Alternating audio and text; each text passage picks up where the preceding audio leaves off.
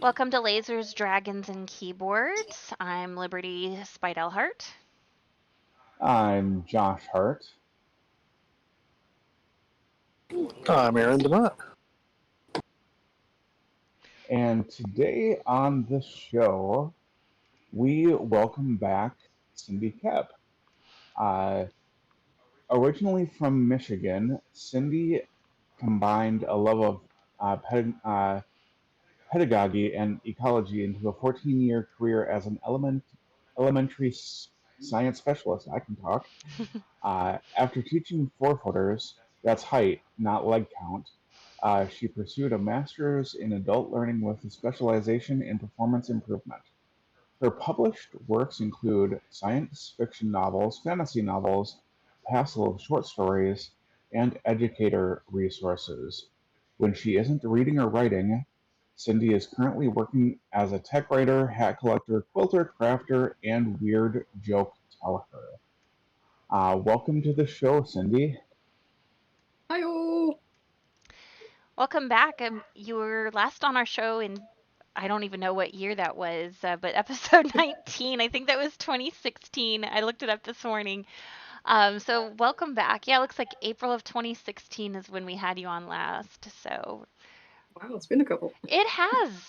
So thanks for coming back and hanging out with us crazies. Yeah. Well, thanks for the invite. Yeah.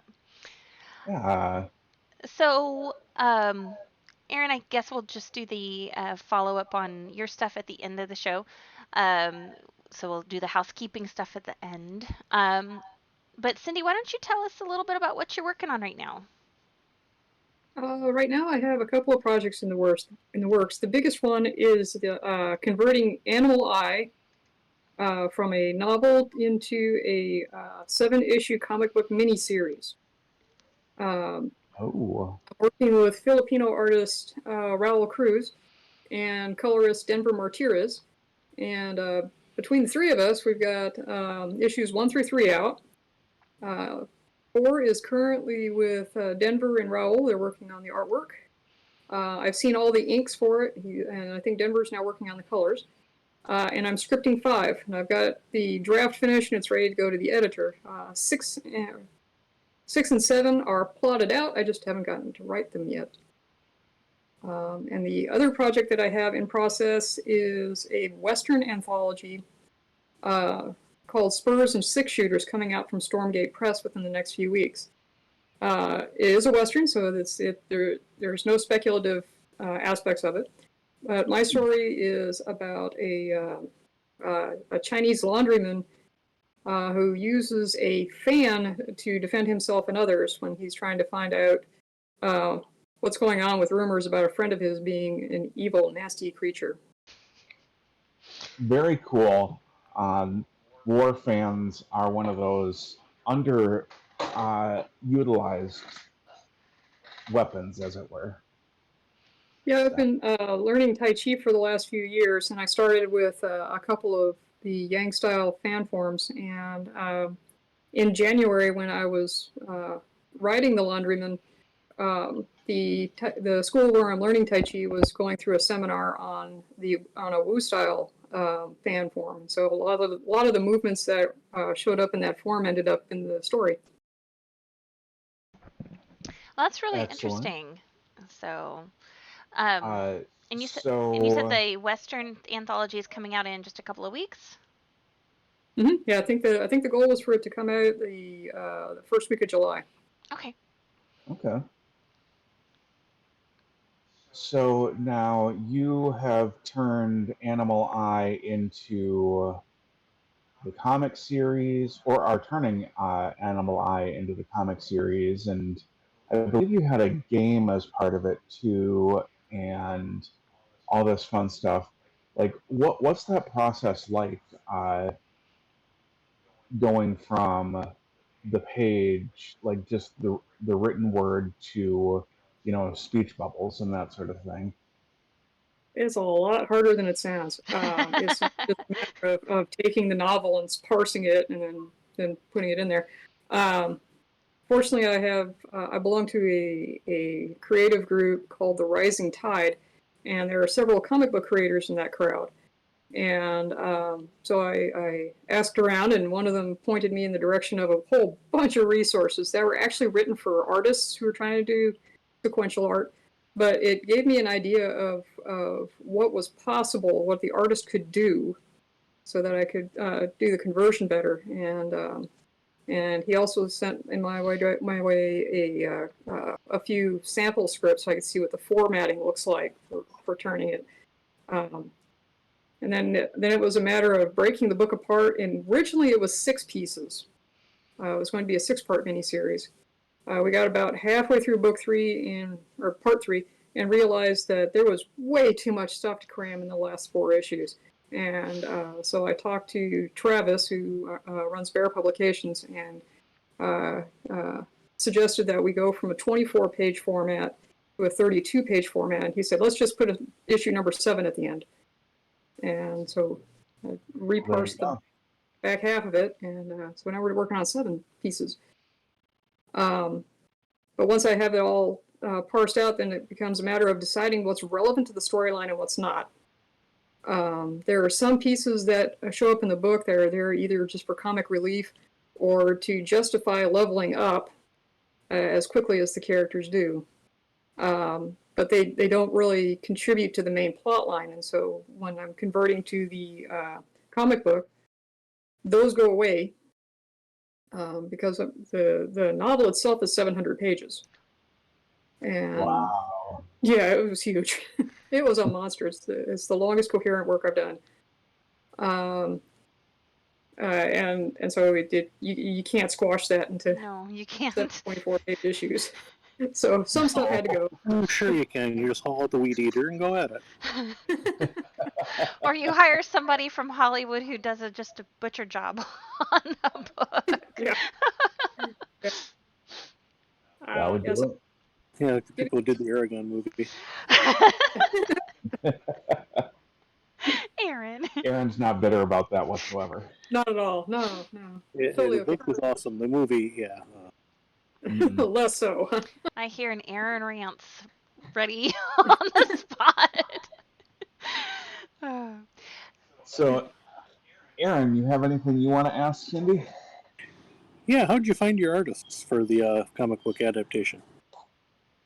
That was a bit of a process. Originally, we just posted in a couple of comic book forums and Rising Tide, looking for a comic book artist, 7 or 6-part miniseries, game lit, contact, and I became the contact person.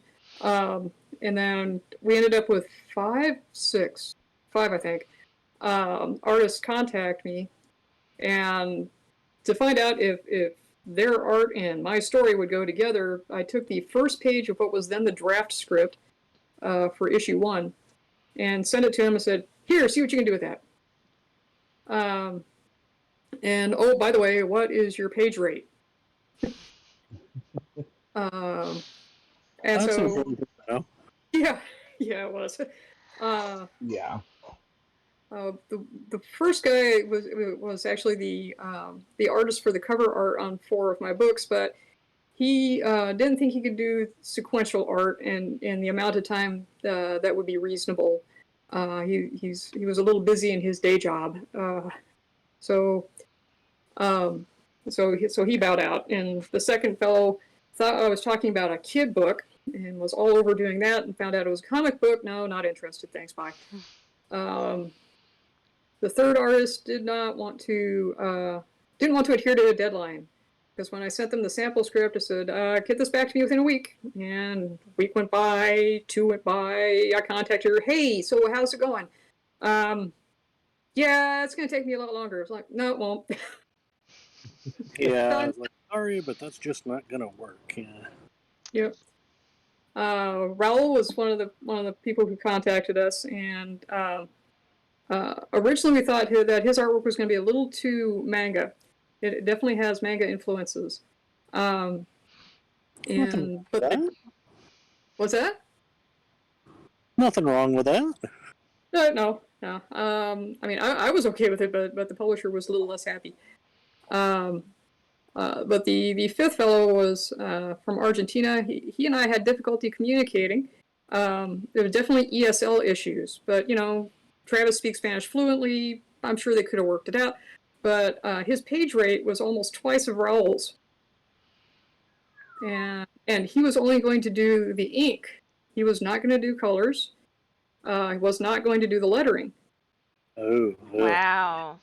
And the call that we put out was for all art, so that's ink, color, lettering, all of it. Mm-hmm. And so Raul was it, and his artwork really did match up pretty well with the script. He did a good job of interpreting the script and asking questions when things in the script weren't clear, because this was the draft, and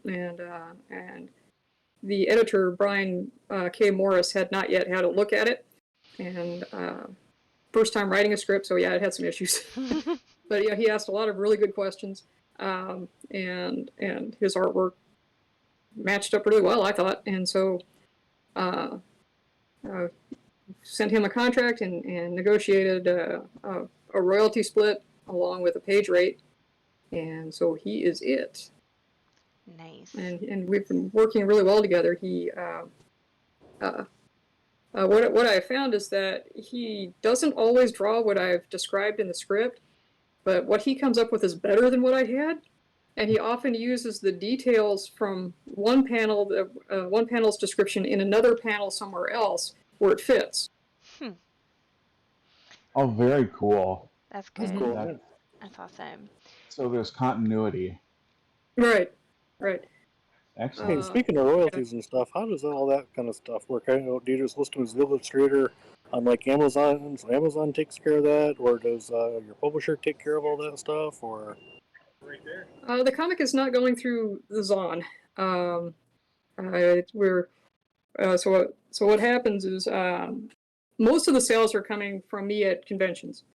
I have it up on my website, and Bear has it on their Etsy page, but I'd say about 95% of the sales are coming out of my convention appearances. And so I track the sales of the Animal Eye comics, and then after the show is over, I get everything tallied up, split it the three ways it needs to go. Denver is subcontracted through Raul, so Raul takes care of the split with him. And I have no idea what their agreement is, but No, don't care, huh? yeah, and y'all handle that. Yeah. So, what was the process like getting a script ready for a comic book? Do you think it would kind of translate if you were trying to move your book from, the novel format to, say, putting up for TV or for a movie? No idea, because I've never seen a TV or movie script. But the comic book script, for each panel, you have a blurb that tells the artist, this is the thing that's happening here. And anything you want the artist to draw, you must describe. Okay. In enough detail that it makes sense to the artist to do it. Oh, wow. And after that, you have all the text that's going to appear in that panel. So you have the lines that each character is going to say, and those will show up on the right bubbles. If there's a caption, that shows up there. Because this is game-lit, there is a game overlay. And so every time it's the character's point of view, because not all of them are. Some of them are zoomed out, so you sort of get the overhead shot. Or it's like more like a standard comic book instead of game-lit. And so those, we don't have to worry about the game overlay. But if it is from the character's point of view, and you're looking through the eyes of one of the critters, then I need to tell them what all the overlay information is. Mm-hmm. And he decides how it goes up in the panel, because sometimes it fits really well, and sometimes you just get a piece of it, so you know that you're in the character overlay, but you don't get the whole thing, because otherwise we'd take the entire panel. Yeah. But I just put the information in there, and he parses it as it's needed. And even text that isn't being said or isn't in a caption needs to show up in that area. So, for example, there are a couple places where the characters walk into a library and they're looking at books, and so all the book titles So there's a line there that says book titles, and then each of the different titles they're showing. Anything that the letterer needs to know shows up in that section. Wow. That is an insane amount of detail and work, but very cool. Yeah. Anybody else It, thinking about thinking some advertising in there in the book titles section? I mean, you totally could. that would be funny. What we've done so far in the first issue, one of the characters steps into a virtual gaming room, and so there are icons for each of the programs that she can pick from. One of them is Animal, but the other ones are Bear's other books. So all of Bear Publications books are in that panel. The rest of the time, when they encounter books in libraries or in the scribe shop or something like that, I've turned them into like puns. So when they were looking at a religious section, they found altered states, the proper arrangement for materials on an altar, um, incensed, the proper use of incense, and Nice. little goofy stuff like that. That's And hilarious. sometimes he can get the whole title on there, and sometimes he has to truncate it, but. Nice. But they're just sort of like little Easter eggs for people who are paying attention. Nice. So you've done game lit. You're doing a western. Um, you've done sci-fi, and I have on my shelf over there Medieval Mars, which was very interesting because medieval times on Mars. Like, uh, so what is your like favorite? Do you have a favorite genre to play around in, um, or is it just you like it all? I like all of them. The Western was the most bizarre, just because I'd never written one like that. Although my story in Medieval Mars had a Western flavor to it. Um, uh, that was my first time writing that, so that was kind of different because I couldn't just give the guy superpowers or anything Yeah. like that. He couldn't pull out a ray gun, Yep. Nice. Everything had to be very low tech. But I think right now the one I'm having the most fun with is the Gameblet, just because it's been a long time since I was able to do the gaming stuff. Because after I blew my wrist out, I have to be more careful about what I do on computers. Mm-hmm. And so being able to write Gamelit lets me play around in the gaming world again. Um, but it kind of amounts to whatever my current project is. That's my favorite one to work on. I I know how that goes. definitely hear you on that one. So, um, kind of going off of the writing part and going more to the author side of things. I know that you have been doing a lot more comic cons and that sort of thing. Um, how have you been strategizing that? I mean, do you just try to stick close to where you are, where you know that you've got an audience? I mean, how do you put a plan in place where you're going and doing all these shows all the time? And is it worth the money? For me, it's totally because of the logistics. Hmm. I'm not willing to drive more than 3 hours. Okay. Just because my knee locks up, my hip starts being a jerk. So it's not any fun when you go 3 hours. Then you have to unpack your car and your hips going ow, ow, ow, ow, ow, ow, ow. So I mean, 3 hours is about my limit. Hmm. It should be about 2.5, but Dubuque is 3, and it's like okay, it's an extra hour it's an extra half hour. I can manage that. Further than that, no. Um, is it worth it? It depends on the show. Um, I did, I've done shows where I had 0 sales, which is not fun. No. I had one show that the cost to get in just to set my table up was so high. I actually lost more money doing that show than I did the show that made no sales. Wow. Wow. That's crazy. Oh, that's pretty I made, bad. Yeah. yeah, yeah, I made only a couple of sales, and I didn't even get close to break even. So yeah, not doing that one again. That was a homeschooler show, and Really? wow, yeah, the politics there. Oh man, I could fill an hour filling you in on just that. But wow, they were not ready for an indie author in the speculative fiction realm. Uh, I can um, imagine. Yeah, that Girl wearing pants was just no. Um, and yeah, so Having grown it up was, in the homeschool community, I understand when you're the only yeah, one wearing pants in a room full of what women that are or not are wearing skirts. It's a little right. uncomfortable. Yeah, I got the evil eye on for just so many reasons, and Hmm. it's like, okay, yeah, this is the wrong venue for me. Thanks.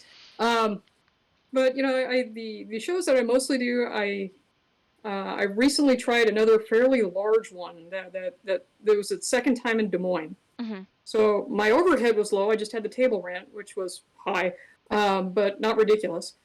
I managed to break even, but not by much. So the show had brought in a gazillion famous folks for talent. So you know you had the Pokemon voice actors and SpongeBob and Power Rangers and other characters I didn't recognize and a wrestler that I didn't recognize and just like floods of talent. Hmm. Well, people were there to see the talent and they wanted to buy all the stuff related to the talent. They weren't real keen on a writer they'd never heard before and cool dragons. Um, so I broke even, but not by a whole lot. Probably won't do that one again. Hmm. The shows I do the most are called QuadCon. It's a collection of smaller shows that show up all over the Midwest. They range from Illinois to Omaha to Wisconsin. A good chunk of them in Iowa. And I do all the ones that I can get to within a 3-hour radius. So that's Omaha, Cedar Rapids, Fort Dodge, Dubuque, um, Davenport, Hmm. the ones here locally in town. Um, and I do pretty well at those. The table rent is low. Hmm. Um, it's pretty close to like $50 for a day Oh, that's not bad. in most of the years. So yeah, it's not bad. And so I can make that back fairly easily. Um, the ones that have overnight stays, so like I'm doing Cedar Rapids next weekend, and Cedar Rapids is about 2-ish hours away. Hmm. Um, yeah, it's a little too far to day trip. So you know, it's not like I can go out, come back, go out, come back. Hmm. So I got a space to crash there. So yeah, the overhead for that one's going to be a little bit higher, but you know, I tend to do pretty well. And and at those, if I can break even and pass out a chunk of flyers, it was a decent show. Hmm. Um, I usually do make a profit. I usually make about at least twice my expenses. So so it's not bad. Um, but yeah, I definitely like pick and choose. The I haven't done any of the really, really, really big ones like C2E2 or Hmm. the Kansas City Planet, Wizard. yeah, Planet Comic Yeah, Con is the big one in Kansas City. right. Yeah, yeah. I haven't done those just because I can't afford the table rent. Yeah, I've looked into those which is before fair. and it's Yeah, steep. It's like, okay, if I'm going to do that, I'm going to go to Lawrence or Topeka or Columbia or right. something. Oh, wow. Yeah, and some others are just they're just too far away. Hmm. Like driving to St. Louis for an event, no. No. Um, There's not really a uh, direct way from Des Moines to St. Louis.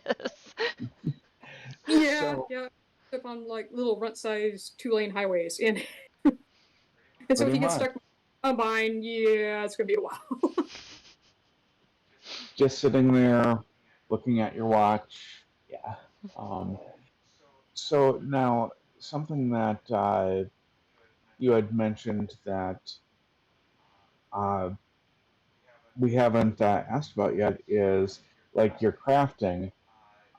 You make dragons, and I think I saw on Facebook last night there's a phoenix, and you do hats, and Oh, like, cute. oh, very cool. Okay, I'm a skilled crocheter, but I'm not sure I could do that. Well, it's actually the patterns are fairly straight. I designed this pattern just so I can Hmm. get him to sit on the hat. Yeah. But that was after I had done several others. The pattern for the Phoenix is actually commercially available Oh, um, really? on a Okay. site called Cooked by Katie. That's where I get a lot of the commercial patterns that I I've use. actually been on that one before looking for stuff. Yeah, most of her patterns are pretty straightforward. There are a couple I look at and go, what? But most of them, the instructions are really straightforward. They're not hard. There's just a lot of parts. Yeah, time consuming. And so if you can keep up with your counts and follow the directions, you got it. There have been a couple where I've had to jump out to YouTube and go, okay, what does this abbreviation mean and how do I do that? I can relate to that problem. Yeah, you can find it pretty readily, and so I've watched the YouTube thing. It's like, okay, you do this, you do that, and okay, there, got it. There's only one that I haven't been able to figure out, and it was for this little fuzzy worry pet. You're supposed to be able to make these string loops that are stable, clip the loops, and then fuzz it up with a brush. I have not been able to get the loops to stay stable. So I make the loops part of it, and they come apart. I'm like, yep, that didn't work. Interesting. One time I did get it to stay stable. When I fuzzed it up, it looked like it had mange. So. Oops. Yeah, that's supposed to do that. See, I know Aaron's wife has done things like this. Right, yeah. So my little fox. Yeah, that's the Phoenix is the same thing in theory. It's just on a much larger scale than your fox. Yeah. Yeah. Yeah, and the other problem that I have, and I've talked to the other crocheters on her group, is that every time I get one that has independent feathers, they curl up, so it looks like you got a perm. Yeah. It happened with a griffin too. Like It's a fancy what am I doing wrong? Yes, it's a fancy phoenix. What Aaron said. It's probably a tension issue, but or the type of yarn. But yeah, so I mean, I've asked them and they said, yeah, that same thing happens to me. And is it my tension? I was like, no. Okay. You can try blocking it. So I did that with the griffin. I got all the feathers wet and pinned them down because I've got a gazillion 6.2 and a third pins. And let it dry, and it straightened out slightly. Yeah. But yeah, he's still curly. So I tell people that's why he looks like he's kind of grouchy, because the way that the eyebrows are, he looks like. And it's like that's why he's grouchy. His feathers curled. Yes. That's awesome. So it's nice to see another stitcher or hooker, as I guess we're called. So I know we were talking to H.L. Brooke before we got started a few weeks ago, and she was showing me what she was working on too. So yeah. Yeah, my sister-in-law has a sticker on the back of the car with a picture of a crochet hook. It says, "I spend my time hooking." I would put that on the back of my car, except it would ruin the Klingon rebel aesthetic I've got going on. Yes. That it would. That it would. It would. Very much so. I mean, but from a character perspective, that would be very Josh! Anyway, so do you have a favorite scene or character or what have you from Animal Eye or the Western that you're working on? My favorite character in Animal Eye is the crow. Because originally the story was called Bird's Eye, the novel in need of a better name. And it was about an African gray that was based off of my African gray. And so when we converted it to Gamelit, I didn't just go in there and throw game mechanics in it. I actually rewrote it as Gamelit because there were some other pacing issues to deal with. And Travis suggested that, yeah, parrots are cool and everything, but they don't. Not everybody relates to parrots. You need to pick a more relatable bird. And okay, how about a raven? Because ravens are clever and they do all kinds of wild stuff.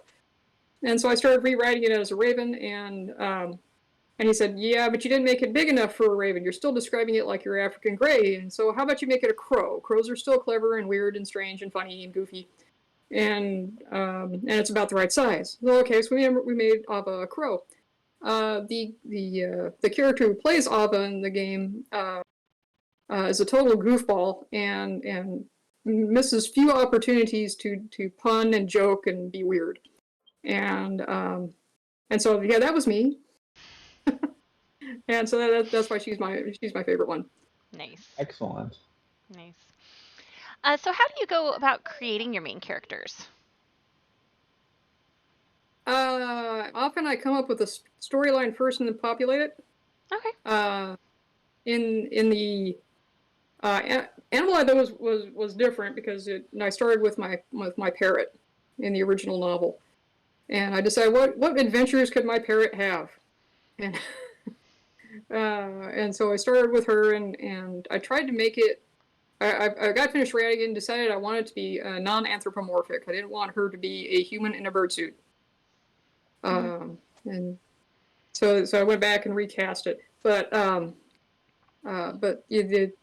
for the characters that I use in the novels, they're often people that I know, or major characteristics of people that I know.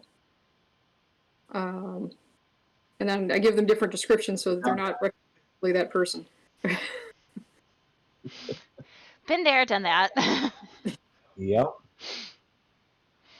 I have no idea what you mean. Well, since we normally do this, I have a D6. Okay. We'll do one question. All right. So we got number 2. So what is your favorite quote in all of Spec Fic?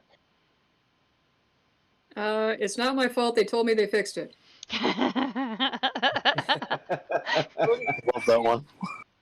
That's great. That is a good one. I use that one early, often, and frequently. So if I'm at work, hey Cindy, it's not my fault. They told me they fixed it. That one needs to be used a little more often. Yes. So Cindy, where can we go? Where can our listeners go to find out more about you and your work, and where they can see you in person if they are in the region of Iowa? All right. The easiest place to find me is on my webpage, ckoepp.com. You can find my books there, my critters there. You can find a contact form. You can find the sign up for my newsletter. Mhm. My newsletter has the most current list of my appearances. Okay. My next appearance is going to be the Cedar Rapids QuadCon next weekend at Lyndale Mall. It's a free event because it's in the middle of the mall, so they can't control entry. So anyone who shows up, yay! You can walk around, check out all the geek-tastic fun. And so I'll be there all weekend. And I think I've got a couple of weeks off, and then so another. Let's see, I think it's the Davenport QuadCon is that time, and then another 2 weeks off, and then yeah, it's the twofer. It's the Fort Dodge on Saturday, and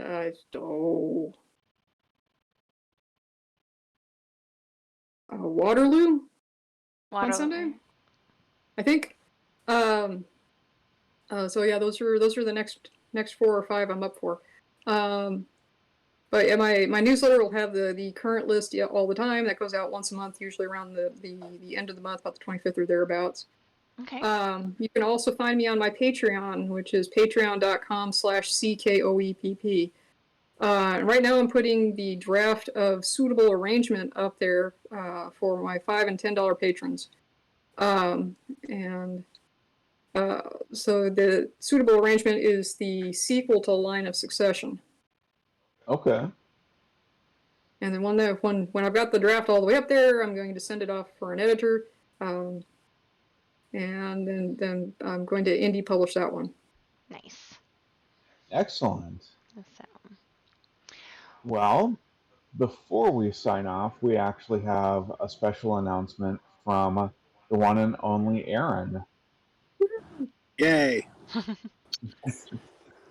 I have a new fantasy serial out on Kindle Vella right now, and you can go. I'll either search for Aaron DeMont on Kindle Vella, or we'll have a link up here eventually. And so yeah, check that out. Yep. What's the name of it, Aaron? Oh, what is the name of that? I am completely unprepared today, so no, Yeah, no, it's good enough. if you're watching It's on Twitch, you can see the palm trees. He's on vacation. Yes. Yeah, what is that? Something about unable to be hired as an adventurer. I set out to become an A rank or something like that. Yeah, I'm not even really sure what the title is, and I've I seen it a believe that's what bajillion. it's called. Yep. It's a nice one, obviously anime inspired. So yeah, Hmm. Okay. Well, go check out we'll have a Aaron's link. books. Go check out Cindy's books. Cindy, thank you so much for coming back on the show. Hopefully, it will not Yes, thank you. be 7 years before we have you back on. So, so thanks for yeah, yeah. Yeah. It was So, great having you.